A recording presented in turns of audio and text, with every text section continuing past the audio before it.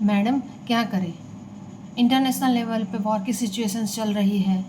Sensex 73,000 के आसपास हो चुका है। मार्केट पूरा क्रैश हो चुका है। पुरानी एसआईपी तो फिर भी ठीक है, पर जो 3-4 साल से की है एसआईपी, उसमें तो कुछ रिटर्न ही नहीं बैठ रहा है। कुछ एसआईपी के फंड में 2-3% रिटर्न बैठ रहा है और कुछ फंड में तो परिस्थिति वैसी की वैसी ही है। तो एसआईपी में भी ऐसी परिस्थिति, वॉर की इफेक्ट तो दिखेगी ना मार्केट पे।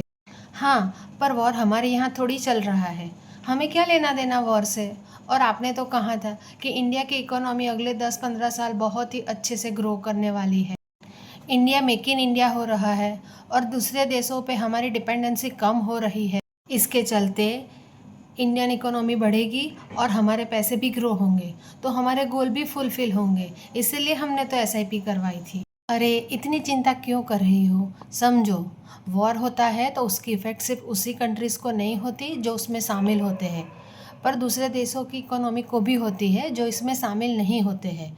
इससे कोई बच नहीं सकता। कुछ कंट्रीज़ में तो आज जिंदा कैसे रहे यह तकलीफ़ है, जबकि हमारा पैसा तो टेम्पररी बेस पे कम हुआ है। पर सुनो, यही सही टाइम है मार्केट में बना रहने का। आज तुम्हारी एसआईपी तुम्हें ज़्यादा यूनिट्स दिला रही है, यही यूनिट्स कल तुम्हें ज़्यादा रिटर्न दे पाएंगे। चलो एग्जाम्पल से समझते हैं।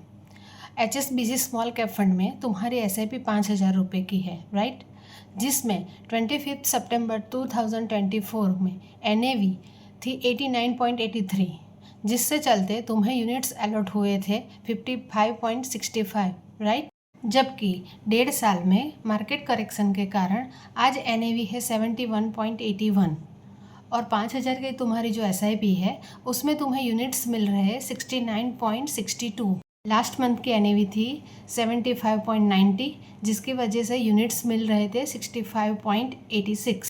कहने का मतलब है इन्वेस्टमेंट पीरियड में जितना ही मार्केट नीचे होगा उतने ही यूनिट्स ज़्यादा मिलेंगे और ये बहुत ही अच्छी बात होगी। 1.5 साल पहले 5,000 की SIP पे 55 यूनिट्स मिलते थे, आज उतने ही पैसों में 70 यूनिट्स मिल रहे हैं। कहने का मतलब 15 यूनिट्स ज़्यादा मिल रहे हैं। इस मार्केट में तुम्हारे पास ज़्यादा यूनिट्स जमा हुए होंगे और आगे जाके जब परिस्थिति सिंपल हो जाएगी और मार्केट बढ़ने लगेगा तो यही यूनिट्स तुम्हें अच्छा रिटर्न दे पाएंगे। यदि इसी टाइम पे मार्केट में से निकल जाओगी तो तुम्हारे पास ज़्यादा यूनिट्स कैसे जमा होंगे। और यह सारी परिस्थितियाँ टेम्पररी है।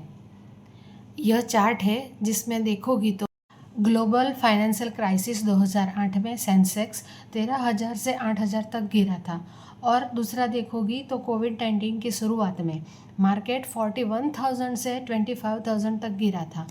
तब जो लोग इस मार्केट में बने रहे उन्होंने या तो अपने गोल पूरे किए या उन्होंने अच्छी वेल्थ बनाई या काफ़ी अच्छे पैसे बनाए, और जो फियर में आके निकल गए उन्होंने आज भी कुछ नहीं बनाया है, वो आज भी वहीं के वहीं घूम रहे हैं।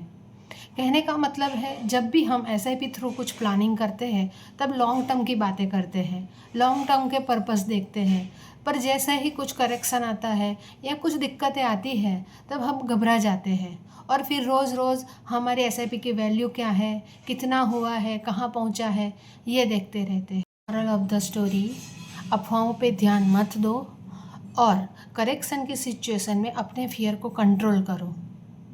यदि लॉन्ग टर्म के लिए ही SIP की है तो फिर रोज़ रोज़ क्यों देखना। थैंक यू मैडम, इतना डीप और प्रॉपर तरीके से समझाने के लिए। अब no fear when SIP here.